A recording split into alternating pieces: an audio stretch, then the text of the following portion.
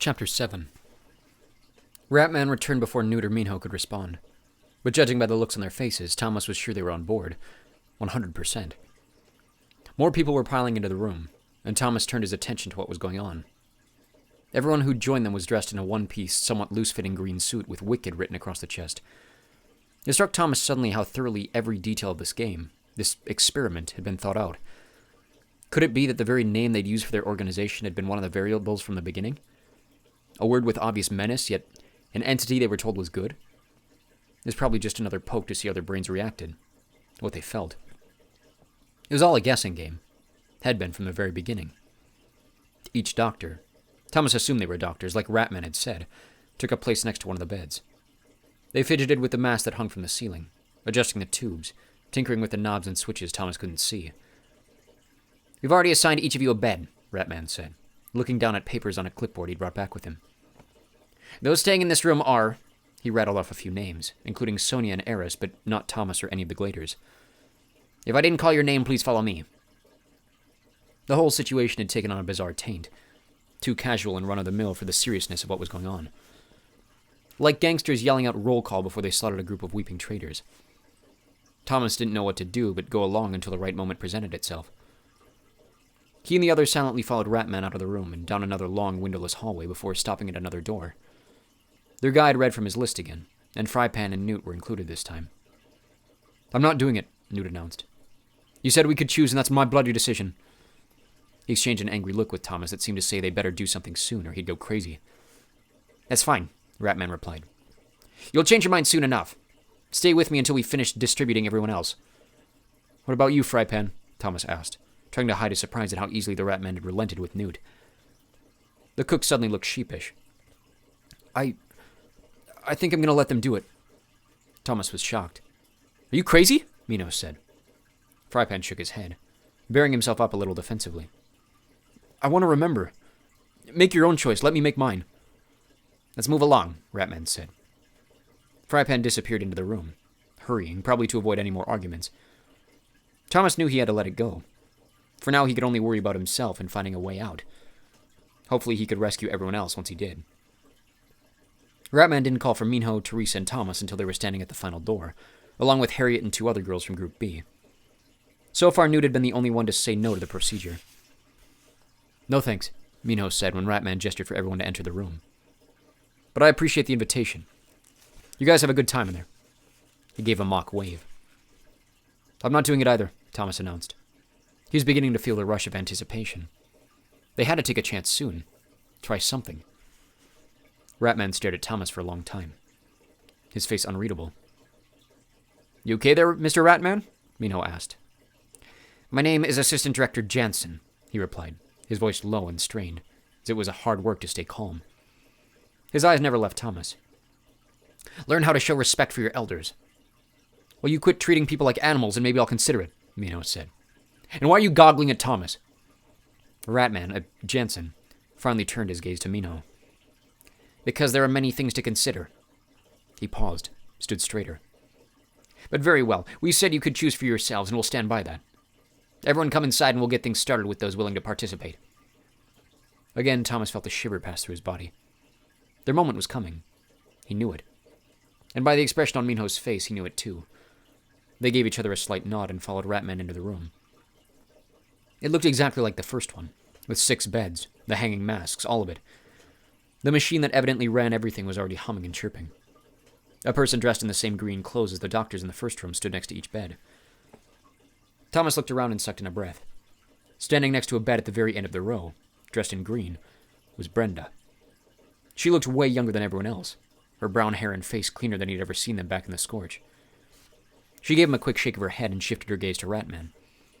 Then before Thomas knew what was happening, she was running across the room. She grabbed Thomas and pulled him into a hug. He squeezed back, completely in shock, but he didn't want to let go. "Brenda, what are you doing?" Jansen yelled at her. "Get back to your post!" She pressed her lips against Thomas's ear, and then she whispered, so quietly he could barely hear her. "Don't trust them. Do not trust them. Only me and Chancellor Page, Thomas, ever. No one else." "Brenda!" the Ratman practically screamed. Then she was letting go, stepping away. "Sorry," she mumbled. "I'm just glad to see he made it through Phase 3. I forgot myself." She walked back to her post and turned to face them once again, her face blank. Jansen scolded her. We hardly have time for such things. Thomas couldn't look away from her, didn't know what to think or feel. He already didn't trust Wiccan, so her words put them on the same side. But why was she working with them then? Wasn't she sick? And who was this Chancellor Page? Was this just another test? Another variable? Something powerful had swum through his body when they'd hugged. He thought back to how Brenda had spoken in his mind after he'd been put into the White Room. She'd warned him things were going to get bad. He still didn't understand how she'd been able to do that. Was she really on his side? Teresa, who'd been quiet since they left the first room, stepped up to him, interrupting his thoughts. What's she doing here? She whispered, the spite evident in her voice. Every little thing she did or said now bothered him. I thought she was a crank. I don't know, Thomas muttered. Flashes of all the time he'd spent with Brenda in that broken city filled his head. In a strange way, he missed that place. Missed being alone with her. Maybe she's just throwing me a variable. You think she was part of the show? Sent to the Scorch to help run things? Probably. Thomas hurt inside. It made sense that Brenda could have been part of Wicked from the beginning, but that meant she'd lied to him over and over. He wanted so badly for something to be different about her. I don't like her, Teresa said. She seems devious. Thomas had to force himself not to scream at Teresa, or laugh at her. Instead, he spoke to her calmly. Go let them play with your brain. Maybe her distrust of Brenda was the best indication that she should trust Brenda. Teresa gave him a sharp look. Judge me all you want, I'm just doing what feels right. Then she stepped away, awaiting the Ratman's instructions. Jansen assigned the willing patients to beds while Thomas, Newt, and Minho hung back and observed. Thomas glanced at the door, wondered if they should make a run for it. He was just about to nudge Minho when the Ratman spoke up as if he'd read Thomas's mind.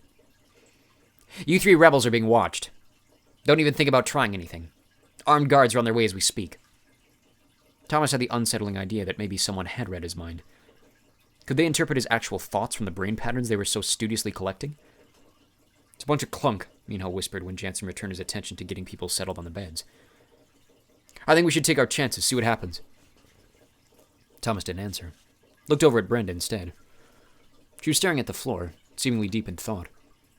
He found himself missing her terribly, feeling a connection he didn't quite understand. All he wanted was to talk to her alone, and not just because of what she'd said to him. The sound of rushed footsteps came from the hallway. 3 men and 2 women burst into the room, all of them dressed in black. With gear strapped to their backs, ropes, tools, ammunition, they were all holding some sort of bulky weapon. Thomas couldn't stop staring at the weapons. They tugged at some lost memory he could just barely put his finger on. But at the same time, it was like seeing them for the first time. The devices shimmered with blue light. A clear tube in the middle was filled with a shiny metallic grenade that crackled and fizzed with electricity. And the guards were pointing them at Thomas and his 2 friends. We waited too bloody long, Newt snapped in a low, harsh whisper. Thomas knew an opportunity would present itself soon.